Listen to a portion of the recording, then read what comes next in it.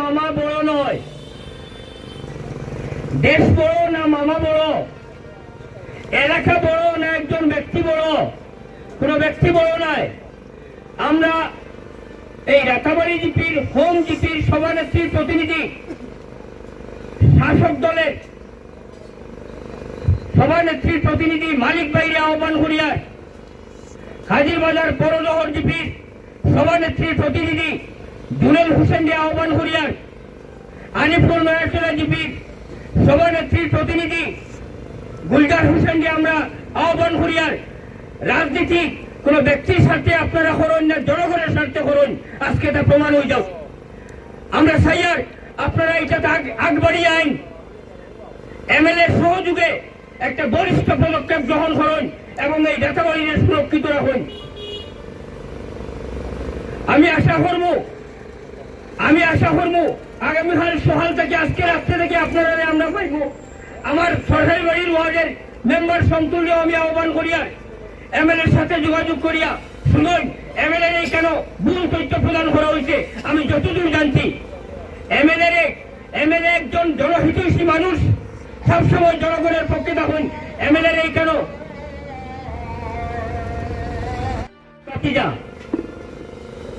আমরা জীবনেও কোনো মানুষের প্রতি শত্রুতা পোষণ করছি না। শাকির যদি সত্যি লেনলেস ছেলে হয়ে থাকে তাহলে যে কিলুরবন যেখানে বর্তমানে বোয়াত আছে, সানমারি আছে, লালচড়া আছে, গাজীটিলা আছে, রসুলাবাদ আছে, কিলুরবন্দ আছে, আপনার তারাপুর বা বর্মা আছে, এটা অঞ্চল থেকে যদি তার এক পুনর্বাসনের ব্যবস্থা করা হয়, আমি এটাও কইয়ার যে এখানে মাইনরিটি মোর্চার সদস্যবৃন্দ যারা আমরা এত অঞ্চল আছি, আমরা সবাই মিলিয়া আমরা এমএলএ এর কাছে অনুরোধ করবো যে তার লাগিয়ে একটা পুনর্বাসনের ব্যবস্থা করা হোক। যাই হোক, আমি আবারও হইয়ার যে কেন শাসক দলের পক্ষ থেকে স্থানীয় প্রতিনিধিবৃন্দ যারা আছেন তার সহযোগে এমএলএ এর সাথে যোগাযোগ করাও। এমএলএ এখানে ভুল তথ্য দেওয়া হয়েছে। এমএলএ কিন্তু জনগণের বিপক্ষে গিয়া কোনোদিনও কোনো ব্যক্তির স্বার্থে কাজ করতেন বলে আজ পর্যন্ত কোনো প্রমাণ সেগুলোর পক্ষে দেওয়া সম্ভব হইত না। আমার নিজের কথা দিচ্ছেন যে জনগণের পক্ষে আমি আছি। আমি আইলে পরে বিধানসভার বর্তমানে অধিবেশন চলে, আইলে পরে আপনার সাথে আমি বইয়া বিহিত ব্যবস্থা যেটা নেওয়া লাগে নিব।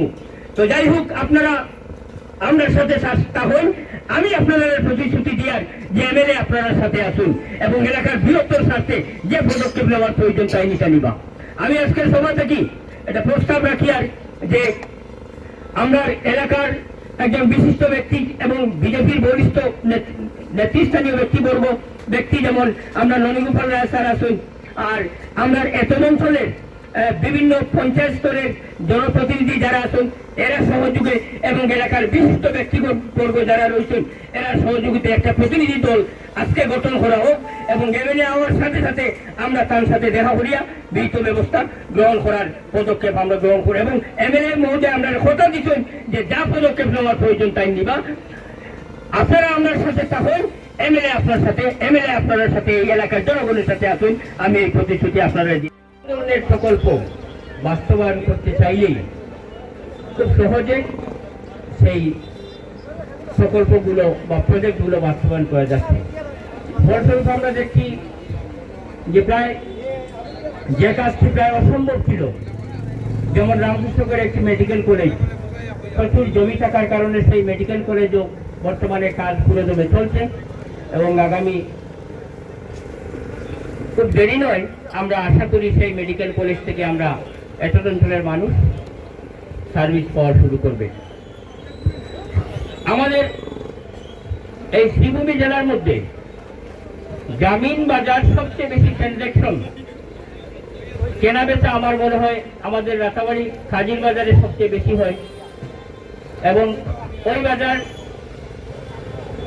বহুদিন থেকে আমরা শুনে আসছি এটা ন্যায্য দাবি যে আমাদের কাজীর বাজারের আশপাশ অঞ্চলে একটি অগ্নি নির্বাপক কেন্দ্র স্থাপন করা হোক। এটা অবশ্যই ন্যায্য দাবি, কিন্তু অগ্নি নির্বাপক কেন্দ্র হোক অথবা যে কোনো ধরনের সরকারি জনসেবামূলক কোনো প্রতিষ্ঠান গড়ে তুলতে হলে সরকারি জমির প্রয়োজন হবে, গভর্নমেন্ট হাউসল্যান্ডের প্রয়োজন হবে। আমার এই প্রপার রাতাবাড়িতে ওই যে বর্তমান যে জমি প্রায় 3 বিঘার মতো জমি আমাদের এখানে রয়েছে, এই জমি ছাড়া এই প্রপার রাতাবাড়িতে আর কোথাও কোনো খাস জমি নেই। সুতরাং এই যে জমি ভূখণ্ড যেটা রয়েছে তা এলাকার গোটা এলাকার মানুষের সম্পদ, সরকারের সম্পদ। আমরা চাই কোনো অবস্থাতে এই ভূখণ্ডটি যাতে কোনো ব্যক্তি মালিকানাধীন না হয়ে যায়। আমি আমার জন্মের পর থেকে দেখে আসছি ওই জায়গাটি আমার ঠাকুরদা রইসুদ্দিন মিয়া সহ গয়রকান আরো অনেক ভাইয়ের সঙ্গে ছিলেন। ওরা সবাই কিন্তু ওই জমিটা বুক দখল করে প্রায় 70-80 বছর ধরে ওনারা বুক দখল করে আসছেন।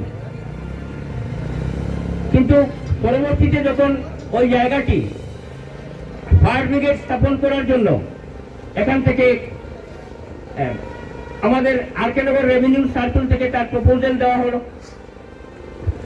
পরবর্তীতে এই জমিটি কিন্তু হ্যান্ড ওভার এবং টেকিং ওভারও হয়েছে, অর্থাৎ রেভিনিউ ডিপার্টমেন্ট থেকে ফায়ার সার্ভিস ডিপার্টমেন্টের কাছে হস্তান্তর করা হয়েছিল এই জমিটি। এবং আপনারা নিশ্চয় দেখছেন যে ওই জায়গাটি অত্যন্ত নিচু এবং ওই জায়গা দিয়ে এই অঞ্চলের জল প্রবাহিত হয়ে তার পেছনে একটা খাল রয়েছে, সেই খালের মধ্যে গিয়ে জল পড়ত।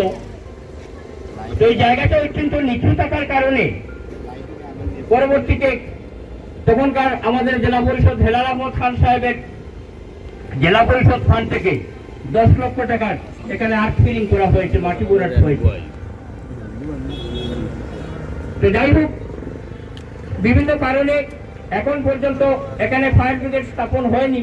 তবে আমরা আশা রাখবো ভবিষ্যতে, অদূর ভবিষ্যতে এখানে কোনো একটা ফায়ার ব্রিগেড স্থাপন হবে। ফায়ার ব্রিগেড হতেই হবে এমন কোনো কথা নয়, জনসেবামূলক বৃহত্তর স্বার্থে যে কোনো ধরনের সরকারি প্রতিষ্ঠান যদি গড়ে উঠে তাহলে আমাদের কোনো আপত্তি থাকবে না। আমরা হঠাৎ করে দেখলাম যে ওই জমিতে একদিন রাত্রিবেলা গভীর রাত্রিতে বারাকে গুন্ডা নিয়ে ওই জমিটির মধ্যে টিন দিয়ে কিছু বেড়া দেওয়া হয়েছে। পরদিন সকালবেলা যখন এই অঞ্চলের মানুষ জানতে পারলো, যখন মানুষ অত্যন্ত উত্তেজিত হয়ে বিক্ষুব্ধ হয়ে প্রায় 1000 মানুষ সেখানে গিয়ে ওই স্থান থেকে টিন বা অন্য যে বেড়া দেওয়া হয়েছিল পরদিন সকালবেলায় সেই বেড়াগুলো এখান থেকে সরিয়ে দেওয়া হয়েছিল।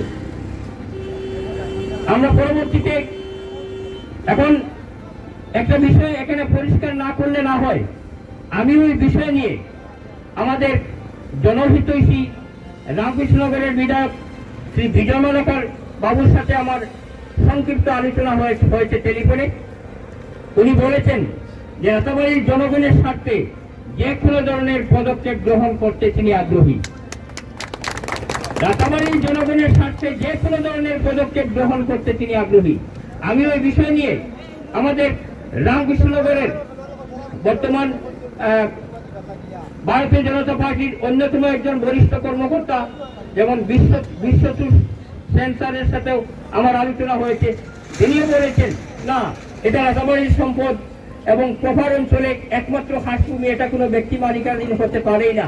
তিনি এটা সমর্থন করেন না এবং এই ব্যাপারে যা যা পদক্ষেপ নেওয়ার প্রয়োজন তিনিও আমাদেরকে সহযোগিতা করবেন এবং সাহায্য করবেন। তো যাই হোক, আমরা এ বিষয়ে আমি আমার আলিপুর জেলা পরিষদ আসনের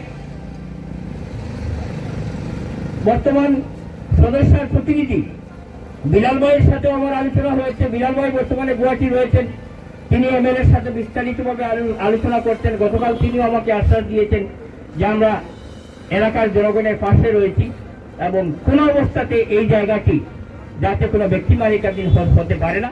সভা থেকে আমরা আমাদের জনহিতৈষী বিধায়ক শ্রী বিজয় মালাকার বাবুর দৃষ্টি আকর্ষণ করে বলছি, তিনিও আমাকে আশ্বাস দিয়েছেন যে বর্তমানে আসাম বিধানসভার অধিবেশন চলছে, অধিবেশন শেষ হলেই তিনি বাড়িতে আসবেন এবং বাড়িতে আসার পর যা পদক্ষেপ নেওয়ার এলাকার জনগণের স্বার্থে তিনি পদক্ষেপ নেবেন বলে আমাদেরকে আশ্বস্ত করেছেন।